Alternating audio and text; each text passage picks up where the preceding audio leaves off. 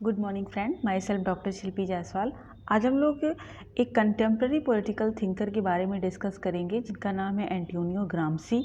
आज हम लोग इस वीडियो में देखेंगे ग्राम्सी के क्या विचार थे और ग्राम्सी ने किस तरीके से मार्क्सवाद को एक नए प्रारूप में पेश किया और ये किस तरीके से एक मार्क्सवाद को एक न्यू मार्क्सिज्म के रूप में ले जाते हैं, मार्क्सवाद में क्या सुधार करते हैं, किस तरीके से मार्क्स से इनका क्या विरोध था, ये मार्क्स के किन किन बातों से जो थे सहमत नहीं थे, इन सारी बातों पर आज हम लोग डिस्कस करेंगे।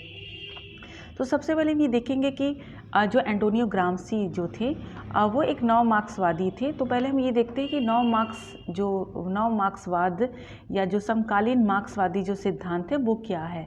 समकालीन मार्क्सवादी सिद्धांत जो मुख्यतः वो न्यू मार्क्सिज्म से जुड़ा हुआ है, नव मार्क्सवाद से जुड़ा हुआ है।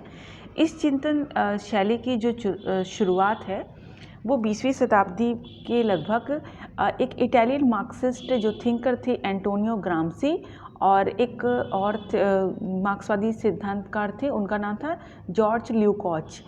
उनके विश्लेषण पद्धति से शुरू होता है। तो यहाँ पर जो नव मार्क्सवादी जो चिंतन है वो मार्क्सवाद के चिंतन में एक नया मोड़ का संकेत देते हैं। मार्क्सवाद के सिद्धांत में कुछ वो चेंजेस करते हैं। ये मार्क्सवाद की पुरानी मान्यताओं से हटकर एक नई दिशा में सोचने का एक ढंग है। हालांकि ये किसी निश्चित दृष्टिकोण से नहीं बंधा है और देखा जाए तो मार्क्सवाद अपनी कुछ पुरानी मान्यताओं से हटकर जिन जिन नई दिशाओं में विकसित हुआ है उसमें सामूहिक रूप से उसे हम न्यू मार्क्सिज्म या नव मार्क्सवाद की संज्ञा दे सकते हैं। कुछ भी हो, मार्क्सवाद की जो कुछ बुनियादी जो मान्यताएं हैं उसको अस्वीकार नहीं करता है। जैसे ये कहता है कि समाज में क्लास जो कैरेक्टर है यानी कि जो वर्ग चरित्र है उसका खंडन नहीं करता है। वो ये कहता है कि हाँ, जो समाज में दो तरीके के क्लास होते हैं, लेकिन ये क्लास स्ट्रगल को यानी जो वर्ग संघर्ष है उसका कारण केवल आर्थिक मुद्दों के पे नहीं वो डिपेंड करता है। वो ये कहता है कि पूंजीवादी जो बुर्जुआ जो वर्ग है या जो प्रोलेटेरियन या सर्वहारा वर्ग है उनका सीधा टकराव नहीं होता है। ये विभिन्न स्तर पर एक दूसरे से मतलब कि कंट्राडिक्शन इनके बीच में रहता है। नव मार्क्सवादी ये कहते हैं कि समकालीन समाज में विभिन्न स्तरों पर जैसे आर्थिक, राजनीतिक, सांस्कृतिक और मनोवैज्ञानिक स्तर पर एक डोमिनेशन और एक डिपेंडेंस का एक कंट्राडिक्शन देखने को मिलता है, एक संबंध देखने को मिलता है। और इसी संदर्भ में जो नव मार्क्सवादी हैं, जो न्यू मार्क्सिस्ट हैं, वो पूंजीवादी का जो विरोधी है और उसको हटाने का कृत संकल्प है। लेकिन ये पूंजीवाद को केवल मीन्स ऑफ प्रोडक्शन से कि ओनरशिप पर आधारित आर्थिक प्रणाली के आधार पर नहीं देखता है, बल्कि ये भी देखता है कि मीन्स ऑफ प्रोडक्शन तो है, उसके ओनरशिप पे आर्थिक प्रणाली की सारी चीज़ें सही हैं, लेकिन ये आर्थिक, राजनीतिक, सांस्कृतिक इन सारे प्रणालियों के विशेष रूप में देखता है। यहाँ पर जो ये मार्क्सवाद है वो ये कहता है कि मनुष्य की स्वतंत्रता की समस्या पर भी विचार करता है और ये इस बात पर जोर देते हैं कि जो पूंजीवादी विचारधारा है और जो संस्कृति है इसके प्रभुत्व को जब तक छेड़ नहीं किया जाएगा तब तक जो है पूंजीवाद का जो प्रॉब्लम है वो समाज से हट नहीं सकता है। इसी संदर्भ में मार्क्सवाद जो है एक विरोधी संस्कृति या एक काउंटर कल्चर के रूप में यहाँ पर उभरते हैं। यहाँ पर जो नव मार्क्सवादी हैं वो ये भी कहते हैं कि जो मार्क्सवाद को जो हेगल के विचारों से पृथक करते हैं और अस्तित्ववाद, संरचनावाद इत्यादि की ओर ले जाते हैं। यहाँ पर जो नव मार्क्सवादी हैं उनमें बहुत सारे थिंकर हैं जैसे Theodor Adorno, Max Horkheimer, Louis Althusser, Erich Fromm, Jean Paul Sartre, Frantz Fanon, Che Guevara, Herbert Marcuse और यूगेन हैबरमास। लेकिन इस चिंतन पद्धति का जो आरंभकार हैं, जो इसको स्टार्ट करते हैं न्यू मार्क्सिज्म को, उसमें एंटोनियो ग्राम्सी और जॉर्ज ल्यूकाच जो है वो काफ़ी इम्पॉर्टेंट थिंकर के रूप में अपनी भूमिका जो है निभाते हैं। तो आज हम इसी संदर्भ में ये देखेंगे कि एंटोनियो ग्राम्सी ने किस तरीके से जो चिरसम्मत मार्क्सवाद है यानी कि जो क्लासिकल जो मार्क्सिज्म है उसकी किन किन मान्यताओं को अस्वीकार करते हैं और किस तरीके से अपना एक नया विश्लेषण प्रस्तुत करते हैं। तो यहाँ पर जो एंटोनियो ग्राम्सी हैं, इनका जो हेजीमनी का जो थ्योरी है, थ्योरी ऑफ कल्चरल हेजीमनी या थ्योरी ऑफ हेजीमनी यानी प्राधान्य का सिद्धांत, या दूसरे शब्दों में कह सकते हैं कि सांस्कृतिक प्राधान्य का सिद्धांत क्या है, उसके बारे में हम लोग डिटेल में चर्चा करेंगे। तो सबसे पहले ये देखते हैं कि ग्राम्सी का जीवन परिचय क्या रहा है, उनका समय कैसा रहा है, उनकी क्या रचनाएं रही हैं। तो ग्राम्सी का जो बचपन और जो युवा काल है वो इटली में बीतता है, और जब इटली औद्योगिक और आर्थिक विकास के दौर से गुजरती है। लेकिन इस समय जो है इटली में सब कुछ अनुकूल नहीं था। यह देश अन्य यूरोपियन देशों की भांति आधुनिकीकरण की ओर बढ़ने में प्रयासरत तो था, और संस्कृति को वैज्ञानिक दृष्टिकोण से भी कुछ ले जाना चाह रहा था इटली। लेकिन 19वीं शताब्दी के अंतिम 25 वर्षों में इटली को सामाजिक संस्कृति का वातावरण भी प्राप्त हुआ। ग्राम्सी का जो जन्म है वो 22 जनवरी 1891 में होता है, और ये क्षेत्र जो है वो काफ़ी निर्धन था उस समय, लेकिन निर्धनता के बावजूद ये इसकी एक सांस्कृतिक पहचान थी। ग्राम्सी जो है वो अपनी गरीबी और स्वास्थ्य समस्याओं से जूझते हैं, और इनको अपनी शिक्षा भी छोड़नी पड़ती है। फिर इसके पश्चात जो ग्राम्सी है, इनका जो राजनीतिक जीवन है वो प्रथम विश्व युद्ध के दौरान शुरू होता है, जब इन्होंने अपनी 2 पत्रिकाओं को शुरू करते हैं। और प्रथम विश्व युद्ध के दिनों में इटली में जो स्थिति है वो दिन ब दिन बिगड़ती जा रही थी।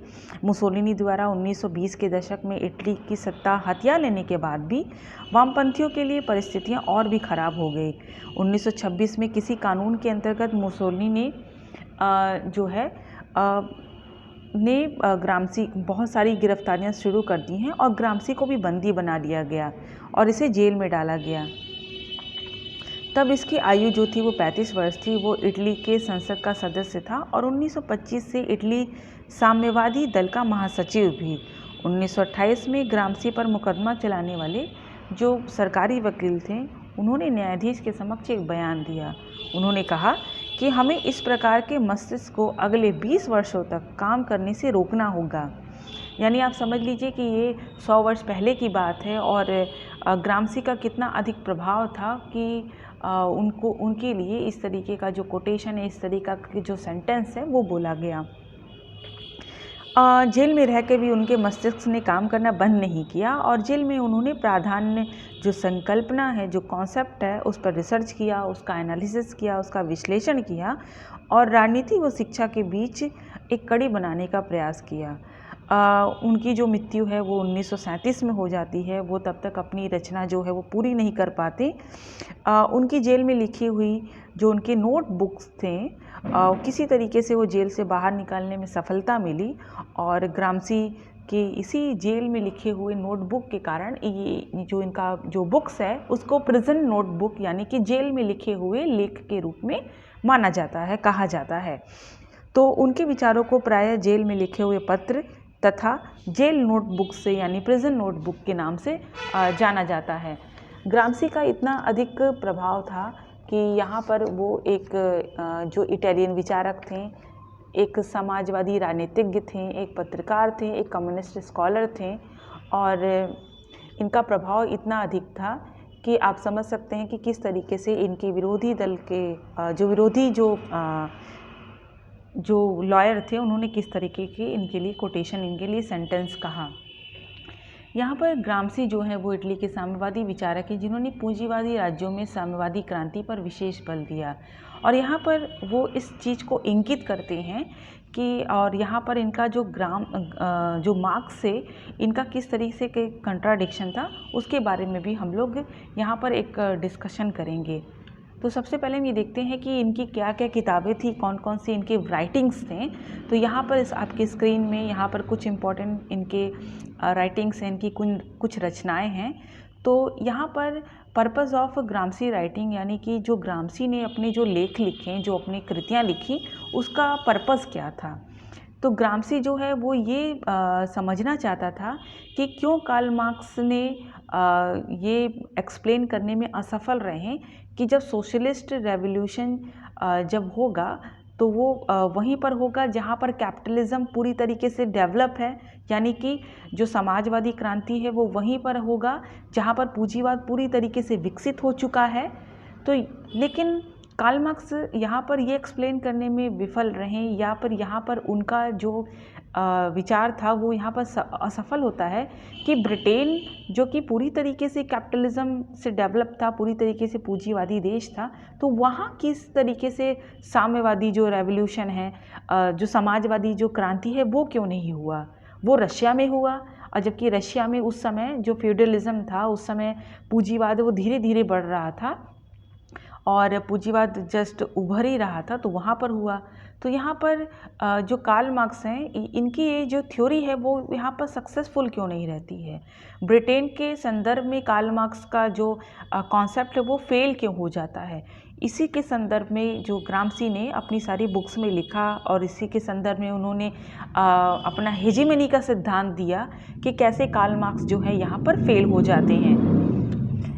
हेजेमनी की बात करें तो यहाँ पर हेजेमनी जो है, यानी कि जो ग्राम्सी जो कहते हैं कि हेजेमनी क्या है, और इसके बारे में हम लोग डील में चर्चा करेंगे। लेकिन हेजेमनी का जो सिद्धांत है ग्राम्सी का, यानी जो प्राधान्य का सिद्धांत है, उसके बारे में हम लोग चर्चा करने से पहले हम ये देखेंगे कि ग्राम्सी का मार्क्स से क्या विरोध था।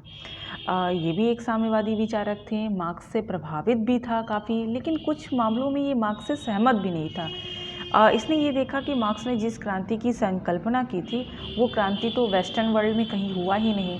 तो इस संदर्भ में, और जैसे कि मैंने अभी बताया कि ब्रिटेन के संदर्भ में भी ये चीज़ फेल हो गया, तो यहाँ पे उसके जो मन में काफ़ी सारे प्रश्न उभरते हैं कि सर्वहारा जो है वो अभी भी बंधन में क्यों है, मीन्स ऑफ प्रोडक्शन अभी भी पूंजीपतियों के हाथ में क्यों है, सर्वहारा क्रांति क्यों नहीं कर पा रहा है, या क्रांति करने में सफल क्यों नहीं हो पा रहा है, मार्क्स की भविष्यवाणी सफल क्यों नहीं हो पा रही हैं।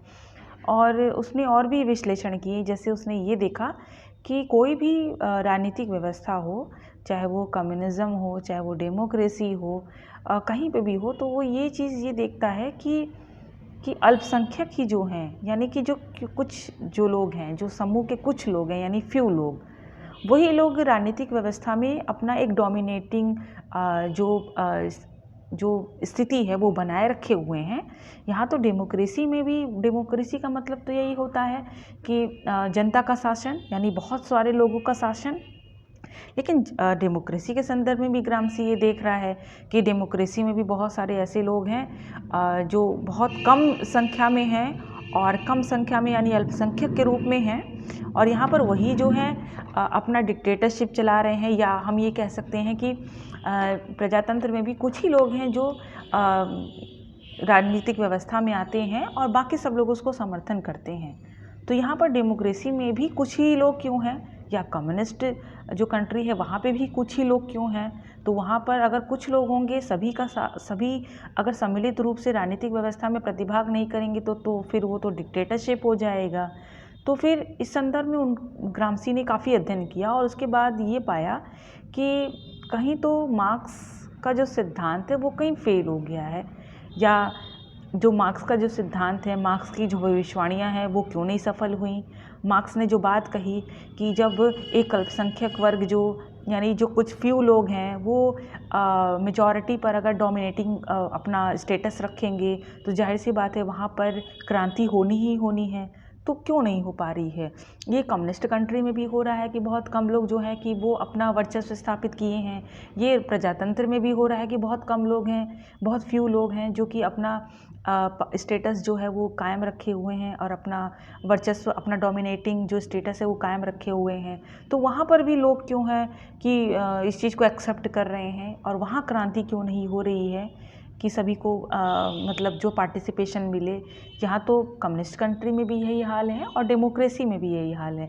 तो यहीं पर इसी का एक्सप्लेनेशन जो है ग्राम्सी जो है अपने प्राधान्य के सिद्धांत में देते हैं, अपनी theory of hegemony, theory of cultural hegemony या सांस्कृतिक प्राधान्य का सिद्धांत के अंतर्गत इसी के बारे में बात करते हैं। तो ग्राम्सी ये कहते हैं कि hegemony is one kind of social authority. ये एक तरीके का सामाजिक जो प्रभुत्व है उसका एक प्रकार है। यहाँ पर जो डोमिनेटिंग जो पीपल हैं वो इसका यूज़ करते हैं, और किस तरीके से यूज़ करते हैं, यहाँ पर हम एक ग्राफ बना हुआ है, हम उससे हम इस चीज़ को समझने का प्रयास करेंगे। ये रहा ग्राफ, और यहाँ पर इस ग्राफ के संदर्भ में हम इस बारे में डिस्कस करेंगे कि थ्योरी ऑफ हेजेमनी क्या है। इसका एक कॉन्सेप्ट जो है वो क्लियर करते हैं। यहाँ पर जैसे कि कार्ल मार्क्स से विरोध है ग्राम्सी का। कार्ल मार्क्स जो है वो ये कहते हैं कि मीन्स ऑफ प्रोडक्शन जो है वो किसके हाथों में रहेगा, पूंजीपतियों के हाथ में रहेगा, जाहिर सी बात है। और जो पॉलिटिक्स है उसको भी आर्थिक नीतियाँ ही प्रभावित करती हैं। और यहाँ पर जो कार्ल मार्क्स है वो राजनीतिक तत्व की या सांस्कृतिक तत्व की किसी भी चीज़ की बात नहीं करते हैं। यहाँ पर जो ग्राम्सी हैं वो इसी चीज़ में मॉडिफाई करते हैं। वो ये कहते हैं कि यहाँ पे कार्ल मार्क्स जो है वो ये कहते हैं कि एक बेस है और एक सुपर स्ट्रक्चर है। बेस मतलब आधार और सुपर स्ट्रक्चर मतलब जो उसकी अधिरचना है। तो यहाँ पर कार्ल मार्क्स ये दो बात करते हैं, ग्राम्सी इसमें मॉडिफाई करते हैं। वो ये कहते हैं बेस तो है, बेस यानी आधार तो है जिसमें मीन ऑफ प्रोडक्शन आते हैं, लेकिन एक सुपर स्ट्रक्चर जो है वो कार्ल मार्क्स की भांति एक तरीके के नहीं बताते। वो ये कहते हैं कि सुपर स्ट्रक्चर जो है वो दो भागों में बटा हुआ है। और यहाँ पर जो कार्ल मार्क्स है वो ये कहते हैं कि सुपर स्ट्रक्चर जो है वो पूरी तरीके से डिपेंड करता है बेस पर, यानी कि जैसा आधार होगा वैसी ही अधिरचना होगी, वैसा ही सुपर स्ट्रक्चर होगा। और यहाँ पर जैसा ही मीन ऑफ प्रोडक्शन में जिस तरीके की चेंजेस होंगे उसी तरीके के चेंजेस जो हैं वो सुपर स्ट्रक्चर में भी होंगे। तो यहाँ पर जो ग्राम्सी हैं वो ये कहते हैं कि बेस मतलब मीन ऑफ प्रोडक्शन यानी कि उत्पादन के साधन। अब यहाँ पर जो ग्राम्सी हैं वो ये कहते हैं कि उत्पादन के साधन में क्या क्या चीज़ें जो हैं वो सम्मिलित हैं। तो यहाँ पर बेस में जिसको हम कह सकते हैं कि जो कि समाज का आधार है, इसमें मीन ऑफ प्रोडक्शन यानी कि उत्पादन के साधन में क्या क्या चीज़ें होंगी।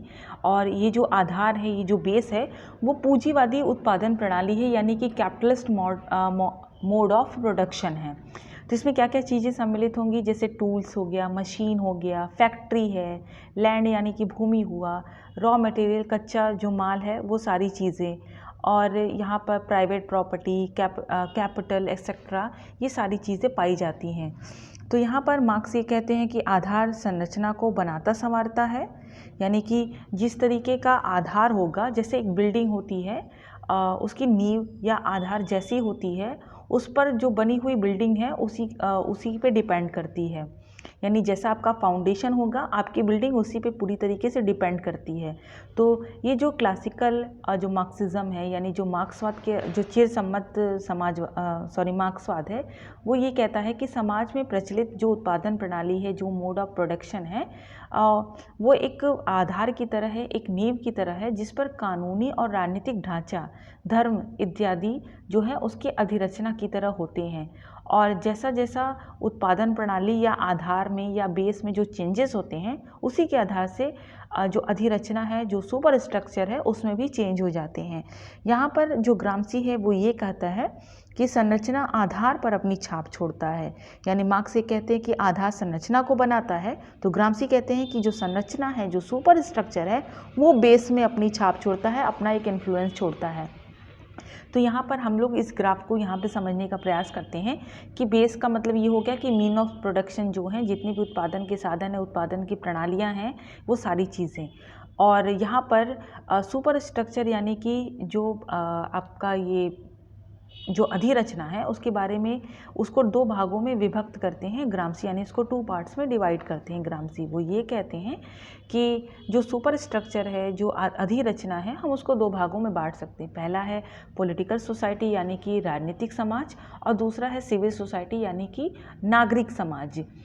तो यहाँ पर जो पॉलिटिकल सोसाइटी है वो किस तरीके से रूल करता है, वो फोर्स के द्वारा करता है, वो शक्ति के द्वारा अपना मतलब कि शासन चलाता है। और नागरिक समाज का मतलब ये है कि यहाँ पर आप कंसेंट से, यहाँ पर सहमति चलती है, यहाँ पर कोई जोर ज़बरदस्ती नहीं, सहमति से, स्वेच्छा से सारी चीज़ें चलती हैं। और हम कह सकते हैं कि जो राजनीतिक समाज है, जो पॉलिटिकल सोसाइटी है, वो बल प्रयोग मूलक संरचना है। और यहाँ पर जो लेजिटिमेशन का काम करती है, जो वैधता स्थापित करती है, वो है सिविल सोसाइटी। तो यहाँ पर हम लोग इसको समझने का प्रयास करेंगे कि ये क्या है। तो यहाँ पर ये जो बेस और सुपर स्ट्रक्चर का जो कॉन्सेप्ट दिया है ग्रामसी ने, इसी के आधार पे वो अपने प्राधान्य के सिद्धांत की बात करते हैं। वो ये कहते हैं कि यहाँ पर जो मेरा प्राधान्य का सिद्धांत है उसमें ये दो चीज़ें हैं, समाज इसी आधार पर टिकी हुई है। यहाँ पर इन दोनों के संदर्भ में हेजीमनी का सिद्धांत प्रस्तुत करते समय अगर हम पहले कार्ल मार्क्स की बात करें तो कार्ल मार्क्स ये कहते हैं कि मीन्स ऑफ प्रोडक्शन जिसके हाथ में होगा, यानी उत्पादन की प्रणाली जिसके हाथ में होगी, तो जाहिर सी बात है कि वह जो है कि एक डोमिनेटिंग पावर का यूज करेगी, अपना एक प्रभुत्व जमाने की कोशिश करेगी, जिससे कि जो प्रोलेटेरियन क्लास है, जो सर्वहारा वर्ग है, वो क्रांति करेगी। और जब ये क्रांति हो जाती है तो सारी संस्थाएं जो है वो लुप्त हो जाती हैं और एक नई संस्था का वो जो क्लास स्ट्रगल है वो ख़त्म हो जाता है। लेकिन यहाँ पर जो ग्रामसी हैं वो ये कहते हैं कि जो उन्नत पूंजीवादी समाज है, जहाँ पर पूंजी जो कैपिटलिस्ट जो सोसाइटी है वो पूरी तरीके से डेवलप हो चुका है, वहाँ पर रूलिंग क्लास जो है वो अपने हेजेमनी के द्वारा जो है अपना जो वर्चस्व है वो स्थापित करने की बात करते हैं। कार्ल मार्क्स ये कहते हैं कि जब मीन्स ऑफ प्रोडक्शन जब कैपिटलिस्ट क्लास में हाथ में रहता है और वो अति कर देता है, वो इकोनॉमिक एक्सप्लॉयटेशन बहुत ज़्यादा कर देता है, तो वहाँ पे क्रांति होती है, वहाँ पर क्लास स्ट्रगल होता है। तो यानी कि जो सर्वहारा वर्ग है, जो प्रोलेटेरियन क्लास है, उसके हाथ में जो स्टेट है उसकी पावर आ जाती है। लेकिन ग्रामसी यहाँ कहते हैं कि एक नए समाज में, एक नए उन्नत समाज में यही चीज़ चेंज हो गई है। यहाँ पर जो कैपिटलिस्ट क्लास है वो हमेशा ही रहता है, हर जगह जो है इस तरीके की क्रांति सफल नहीं हो पाई जिस तरीके की परिकल्पना मार्क्स ने की थी। तो इसके पीछे का क्या कारण है? तो यहाँ पर ग्रामसी ये कहते हैं कि यहाँ पर जो प्राधान्य का सिद्धांत है, जो कल्चरल हेजीमनी है, उसके बारे में वो बात करते हैं। वो ये कहते हैं कि जो गवर्नमेंट है वो दो तरीके से आपके ऊपर रूल करती है, या जो कैपिटलिस्ट क्लास है वो दो तरीके से आपके ऊपर रूल करती है, आपके ऊपर वर्चस्व स्थापित करती है। तो यहाँ पर राज्य और सरकार केवल बल के द्वारा आपको नियंत्रित नहीं करते हैं, बल्कि नियंत्रण करने के पीछे, कंट्रोल करने के पीछे अन्य भी तरीके जुड़े हुए हैं, जिसमें स्टेट आपके ऊपर कंट्रोल तो करता है, लेकिन इसके साथ ही साथ जो हेजीमनी की जो भूमिका है, जो प्राधान्य की जो भूमिका है, वो भी काफ़ी इम्पॉर्टेंट होती है। तो यहाँ पर ग्रामसी ये कहते हैं कि प्राधान्य उस राजनीतिक शक्ति का नाम है जो बौद्धिक और नैतिक जो नेतृत्व है वो सत्ता और सर्वसहमति से उभरती है। यहाँ पर जो ग्रामसी हैं वो ये कहते हैं कि कैपिटलिस्ट जो सोसाइटी है वो पूरी तरीके से कोलैप्स क्यों नहीं की, क्योंकि यहाँ पर जो राज्य है वो बलपूर्वक हमको अपने कंट्रोल में लेता है, और यहाँ पर वो बल द्वारा अपने पर अगर कंट्रोल में लेगा, यानी कि जिसमें कि सरकार, मिलिट्री, पुलिस, जुडिशरी, ये सारी चीज़ें आती हैं, यानी कि रूल्स थ्रू फोर्स, यानी कि शक्ति के द्वारा जो है वो आपको अपने कंट्रोल में लेता है। लेकिन जो सिविल सोसाइटी है, यानी कि एक कंसेंट हो जाता है, यानी कि हम सहमति से उस पूंजीवादी व्यवस्था को स्वीकार कर लेते हैं, और यहाँ पर हमारी सहमति रहती है। और इस सहमति के पीछे कौन कौन सी संस्थाएं होती हैं, जैसे कि culture, media, education system, family, धार्मिक संस्थाएं या रिलीजियस जो इंस्टीट्यूशन हैं, चर्च, क्लब, एक्सेट्रा। तो यहाँ पर ग्रामसी ये कहते हैं कि पूंजीवादी जो है वो आपके ऊपर कंट्रोल करती है। अगर वो आपके ऊपर फोर्स के द्वारा करेगी, केवल और केवल फोर्स के द्वारा करेगी, तो जाहिर सी बात है कि वहाँ पर क्रांति हो सकती है, रेवोल्यूशन हो सकता है। तो इसीलिए जो कैपिटलिस्ट क्लास है वो इस तरीके की संस्कृति, इस तरीके का कल्चर जो है वो डेवलप करती है सिविल सोसाइटी के थ्रू, जैसे कि काम ही पूजा है, और आप जितना मेहनत करोगे आपको उतना ही अच्छा फल मिलेगा, या इस तरीके का जो टैग लाइन है वो आपके मन में भर देते हैं, तो आप खुद एक्सेप्ट कर लेते हो कि हमको बस काम ही करना है। और यहाँ पर आप सहमति से किसी के अंडर में काम कर रहे हो, यानी कि सहमति के द्वारा, यानी कि खुद आप अपनी सहमति से अपने ऊपर किसी को रूल करने दे रहे हो। तो यहाँ पर आपने उस कैपिटलिस्ट क्लास को, या उस कैपिटलिस्ट जो आइडियोलॉजी है, वो जो पूंजीवादी विचारधारा है, उसको खुद से कंसेंट दिया है, वो खुद से सहमति दिए हैं, और इसको ही कहते हैं स्ट्रक्चर ऑफ लेजिटिमेशन, यानी कि आपने वैधता स्थापित की है उस संरचना की।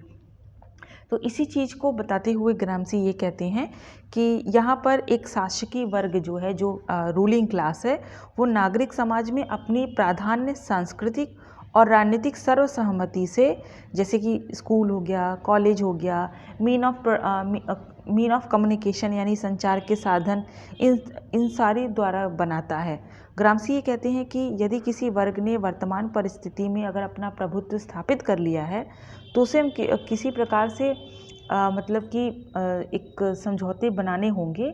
और यहाँ पर ग्रामसी ये कहता है कि समाज में दो तरीके के वर्ग हैं, एक प्रभावी और एक प्रभावित, यानी कि एक जो डोमिनेट कर रहा है और एक जो डोमिनेट हो रहा है।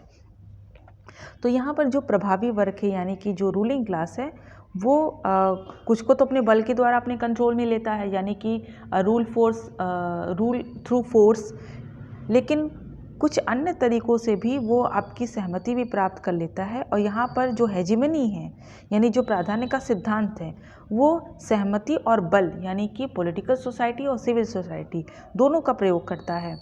यहाँ पर समर्थन करने वाले जो है वो खुद अपनी सहमति से उसको कंसेंट देते हैं, उसकी सहमति देते हैं, और जो समर्थन नहीं करते हैं उनके विरुद्ध बल का प्रयोग किया जाता है।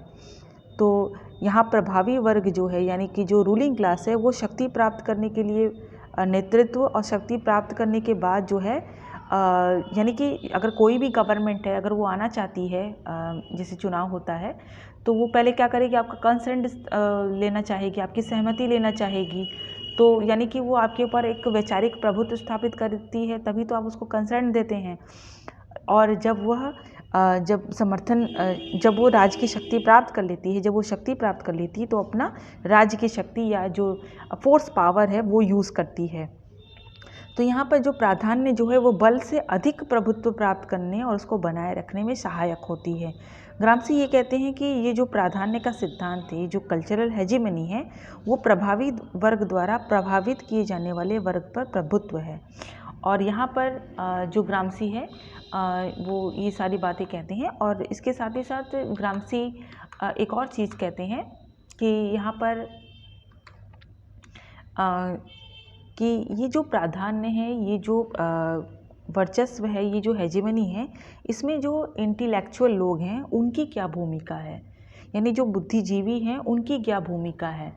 तो यहाँ पर जो ग्रामसी है वो ये कहते हैं कि बुद्धिजीवियों की भूमिका इसलिए महत्वपूर्ण है कि ये बुद्धिजीवी प्राधान्य संकल्पना के दायरे में प्रभावी वर्ग को राजनीतिक कृतियों के लिए एक नैतिक आयाम प्रदान करते हैं, ताकि वो प्रभावित वर्ग से उसकी सहमति प्राप्त कर सकें। यानी किस तरीके से आपके अंदर वो चीज़ डाली जाए, वो आइडियोलॉजी आपके ऊपर प्रभावित की जाए, वो अपनी विचारधारा से आपको इतना प्रभावित किया जाए जिसके आधार पर आपके ऊपर फोर्स की करने की ज़रूरत ना पड़े, आपके ऊपर शक्ति बल का प्रयोग करने की ज़रूरत ना पड़े, आप खुद ब खुद उस चीज़ को एक्सेप्ट कर लो, अपना कंसेंट दे दो।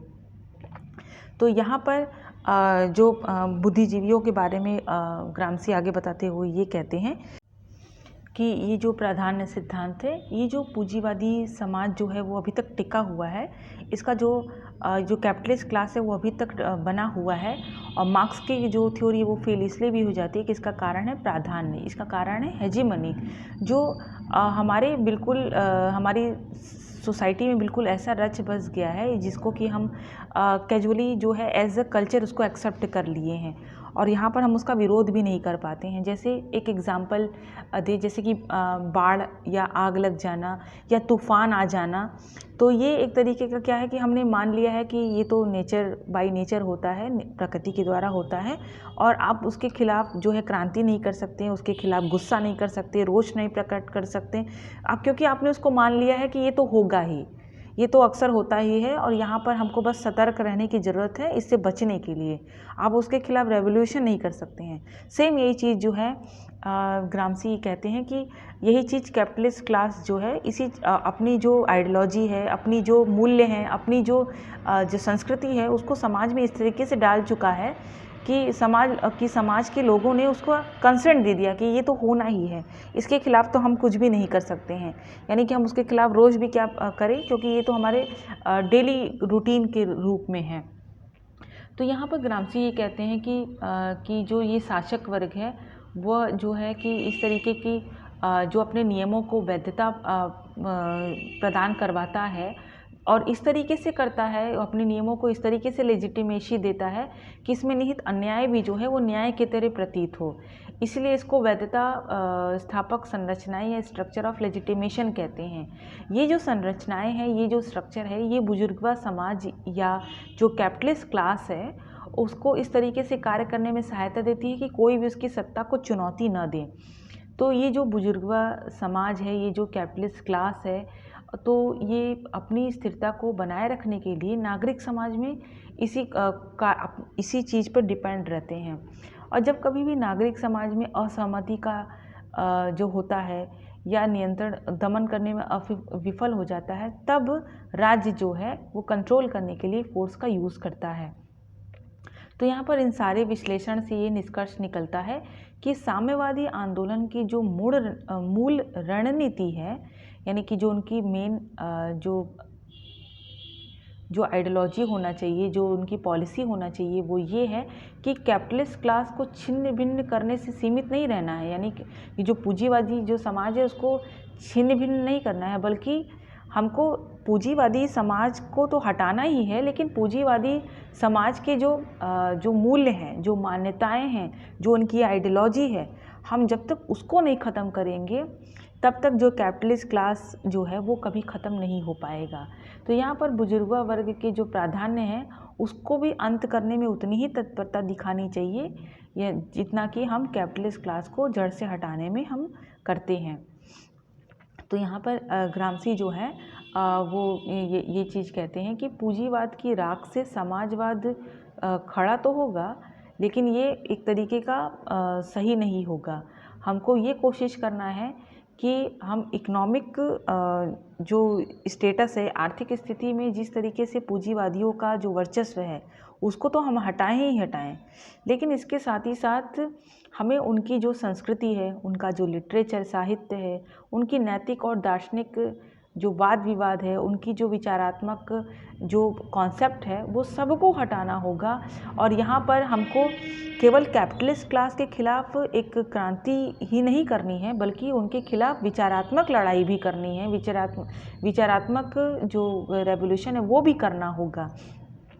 यहाँ पर क्रांतिकारियों को सबसे पहले नागरिक समाज के भीतर जो स्वायत्त संस्थाएं हैं, जो यानी कि ऑटोनॉमस इंस्टीट्यूशन है, पहले उसमें जन चेतना को जगाना होगा, जन चेतना को बदलना होगा, ताकि हम इन संस्थाओं में जो पूंजीवादी जो मूल्य है उसको हम कमज़ोर कर सकें। और यहाँ पर जो ग्राम्सी है वो मूलतः जो है मानववादी है, ह्यूमनिस्ट है।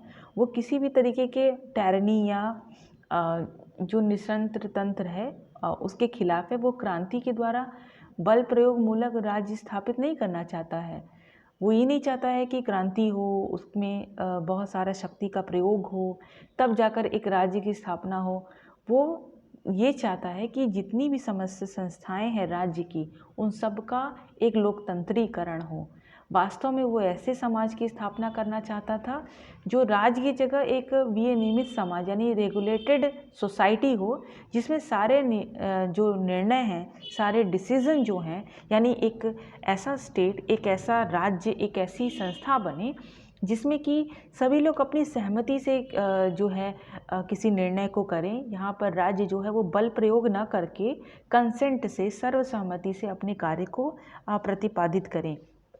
तो यहाँ पर ग्राम्सी ये कहते हैं कि साम्यवादी आंदोलन जो है उसकी मूल रणनीति पूंजीवादी राज्य को ध्वस्त करना ही नहीं, बल्कि उनकी मूल मान्यताओं सभी को ख़त्म करना है। और इसके पश्चात जिस भी राज्य का उदय होगा वो बल पर आधारित नहीं बल्कि सर्वसम्मति पर आधारित होगा।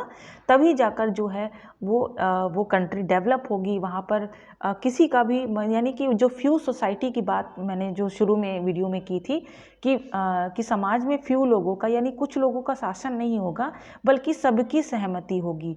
भले कुछ लोग ही राजनीति में होंगे, जाहिर सी बात है कि सरकार तो कुछ ही लोगों की होगी, लेकिन उस सरकार में जो भी क्रिया होंगी, जो भी निर्णय होंगे, वहाँ पर जनता का पूरी तरीके से कंसेंट होना, जनता का पूरी तरीके से जो सर्वसम्मति है वो भी काफ़ी इम्पोर्टेंस रखता है। तो यहाँ पर ग्रामसी ये कहते हैं कि इस तरीके की चीज़ें होनी चाहिए और जब तक सर्वहारा वर्ग जो है इस तरीके की अपनी राजनीतिक सहभागिता अदा नहीं करेंगे तब तक उनका हित होने वाला नहीं है। आई होप कि आपको ये वीडियो अच्छा लगा होगा और अगर अच्छा लगा तो प्लीज़ लाइक करिए, शेयर करिए, कमेंट करिए और अगर आपके कुछ एडवाइस है, आपका कुछ सजेशन है कि इस टॉपिक पे वीडियो बने तो प्लीज़ आप कमेंट बॉक्स में ज़रूर कमेंट करिएगा। Thank you.